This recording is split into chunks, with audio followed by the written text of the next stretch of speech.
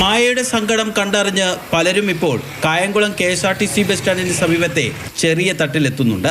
Lottery വാങ്ങുന്നു. ചിലർ ബാക്കി പണം തിരികെ വാങ്ങുന്നില്ല.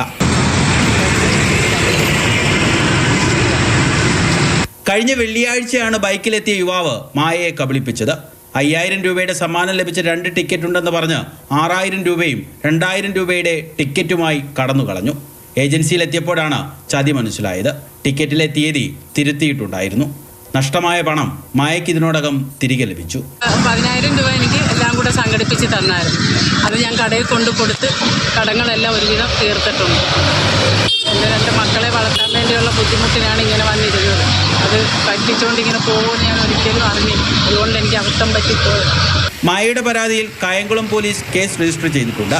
ഡിവൈഎസ്പിയുടെ നേതൃത്വത്തിലാണ് അന്വേഷണം. മാതൃഭൂമി ന്യൂസ്, ആലപ്പുഴ.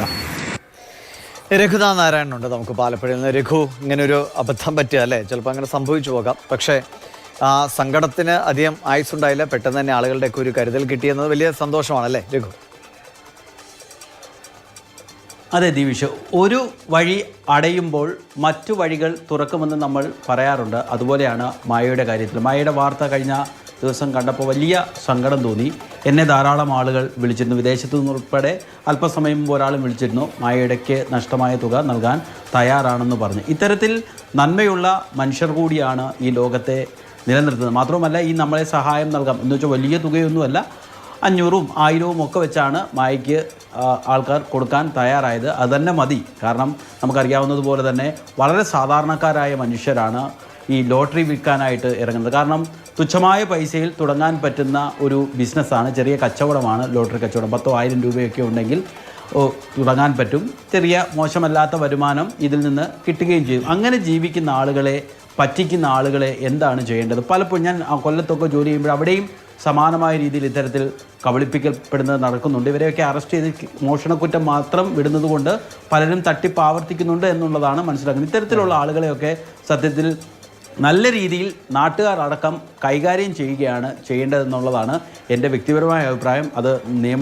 നിയമമൊക്കെ നിലനിൽക്കുന്ന നാട്ടിൽ നമ്മളങ്ങനെ കലാപത്തിനൊന്നും ആഹ്വാനം ചെയ്യാൻ പാടില്ല. എന്നാലും പറഞ്ഞു പോകുന്നതാണ്, ഇത്തരത്തിൽ വളരെ സാധാരണക്കാരായ ദരിദ്രരായ അത്രയ്ക്ക് വിദ്യാഭ്യാസമില്ലാത്ത ആളുകളെ പോലും പറ്റിച്ച് ജീവിക്കുന്നവരുടെയൊക്കെ ഒരു മാനസികാവസ്ഥ എന്താണെന്ന് എത്ര ഊഹിച്ചിട്ടും മനസ്സിലാവുന്നില്ല. എന്തായാലും മായയ്ക്ക് ഇപ്പോൾ അല്പം ആശ്വാസമുണ്ട്. മായയുടെ സങ്കടമറിഞ്ഞ് ധാരാളം ആളുകൾ ഈ ഒരു ബാധ്യത തീർത്തു എന്ന് മാത്രമല്ല, ലോട്ടറി വാങ്ങാനായി ധാരാളം ആളുകൾ അവിടെ വണ്ടി നിർത്തി ലോട്ടറി വാങ്ങി പോകുന്നുണ്ട്. അതൊക്കെ കാണുമ്പോഴാണ് ഈ ജോലി ചെയ്യുമ്പോൾ ഉണ്ടാകുന്ന ഒരു സന്തോഷം നമുക്ക് അനുഭവപ്പെടുന്നത്. ശരിയാണ് രഘു. എന്തായാലും ഇതൊക്കെ ഈ വാർത്ത ആ തട്ടിപ്പ് നടത്തിയവനൊക്കെ കണ്ടാൽ മര്യാദകേട് കാണിച്ച് എത്ര കാലം ജീവിക്കുമെന്നൊന്ന് ചിന്തിക്കൂ എന്ന് മാത്രമേ പറയാനുള്ളൂ.